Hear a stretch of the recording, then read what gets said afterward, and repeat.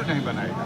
तो ये बहुत अन्याय है। और सर्टिफिकेट जारी करने के लिए जो शासन ने मापदंड तय किए हैं, उनमें 2 मापदंड। एक मापदंड ये है कि समाज में पूछा जाए कि क्या वाकई यह लोग जनजाति से संबंधित हैं, और जैसी समाज के लोगों की ओपिनियन है।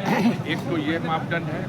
दूसरा मापदंड ये है कि भूमि संबंधी अभिलेखों में उनकी जातियां क्या लिखी, उसके आधार पर दिया जाए। विडंबना ये है कि ये गोंड और खरवार जाति के लोग समाज के अंतिम पायदान पे खड़े हुए व्यक्ति हैं।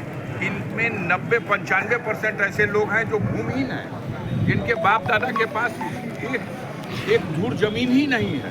पिताजी का तो इनके खेवट और खतियौनी है नहीं है, तो उसमें कहाँ से लिखा होगा कि किस जाति के हैं? और जब खेवट और खतियौनी नहीं है और भूमिहीन है, तो हमारा कानून ये कहता है कि इनके पक्ष में विचार होना चाहिए और इनके पक्ष में इनको सर्टिफिकेट जारी किया जाए। पिता का सर्टिफिकेट बना है, पुत्र का नहीं बन रहा है। अब आज की बैठक में निर्णय नहीं हो पाया।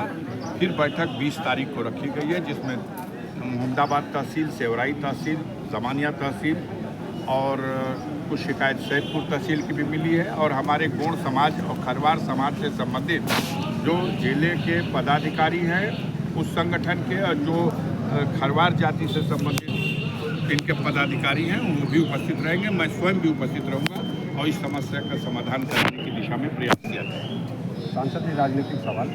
इस समय अखिलेश यादव के गंगा स्नान, आप जाइए, कुंभ नहा के आए कि नहीं आए? जल्दी जाइए, कुंभ नहाए। ये माननीय अखिलेश यादव जी ने हरिद्वार में जाकर के स्नान कर लिया। आपने देखा तमाम चैनलों पे उनकी तस्वीर दिखाई गई। वो कुर्ता पहन के नहीं स्नान किया है। स्नान करने वाली जो फोटो आई है, उस फोटो को देख के लोग मान रहे हैं कि ये तो किसी हीरो से भी बड़े हीरो की फोटो।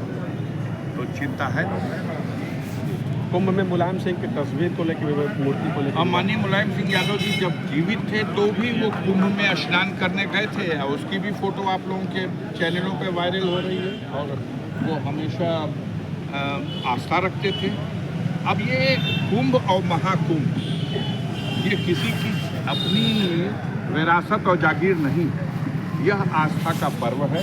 बड़े बड़े तपस्वी, साधु, संत, महात्मा बहुत दूर दूर से